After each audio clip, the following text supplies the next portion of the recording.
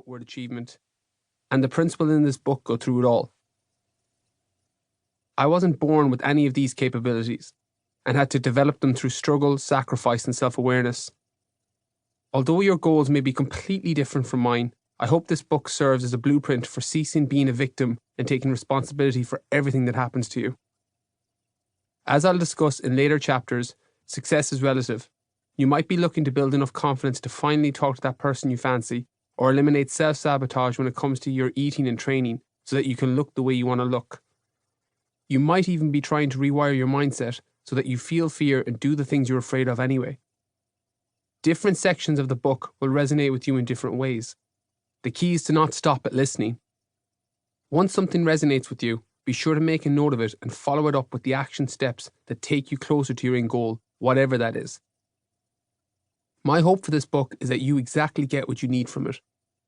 There is an old saying commonly attributed to theosophists that the teacher will appear when the student is ready.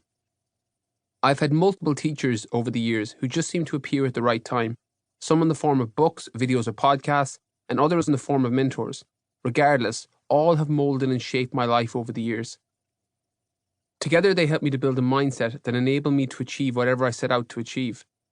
Remember, such a mindset was built. I wasn't born with it.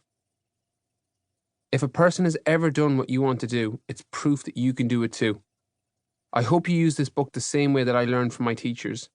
Everything you need to rewire your mindset is in this audiobook. Enjoy.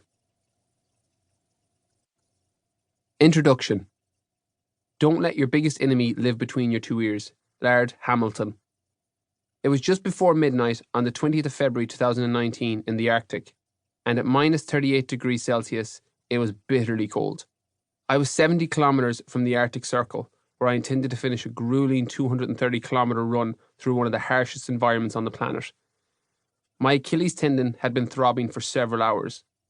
A few days later, I would learn that I tore it 86 kilometers from the finish line, but for now, I was running on pure adrenaline, combined with some painkillers which a member of the local indigenous Sami tribe had given me. As I struggled to make it to the finishing line, the mantra that I had often repeated to my 4-year-old daughter resounded in my mind. If you say you're going to do something, just go out and do it. With that in mind, I kept moving. This wasn't always my attitude though. For a long time in my life, I had done the complete opposite. I would talk about how I was going to do something, but never did it. After university, I had plans of starting my own business. Instead, when things got difficult, I went back to the comfort zone of my old job. In my early 20s, I said I would train for a bodybuilding show. Then the thought of being on stage in front of thousands of people terrified me, and I dropped the idea. After that, I told everybody how I would run a marathon. But the thought of all the hours of training and hard work put me off, so I dropped that idea too. I had done this over and over again until it had become the foundation on which my life was built. There was a time when the pain of running through the Arctic with a torn Achilles would have been too much for me. It probably would have even been understandable to quit there and then.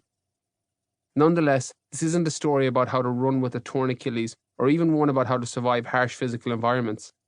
It's a story about taking ownership and responsibility for everything in your life, the good, the bad, and the ugly. Every failed relationship, every missed job opportunity, every unsupportive diet have all led you to where you are right now. And we're going to use those obstacles as the stepping stones to get you where you want to be. The Arctic Ultramarathon was a pivotal test of my mindset. Were all the years of hard work and rewiring my mindset going to pay off when push came to shove, or would I quit as I always had when things became too difficult? That was the pertinent question. My story. I was born to 2 working parents and grew up on a farm in the west of Ireland. My family consisted of just my mum, my dad, my little sister, and me. Although we didn't have an overabundance of money growing up, we didn't want for anything. Every Christmas or birthday, we got what we asked for, within reason.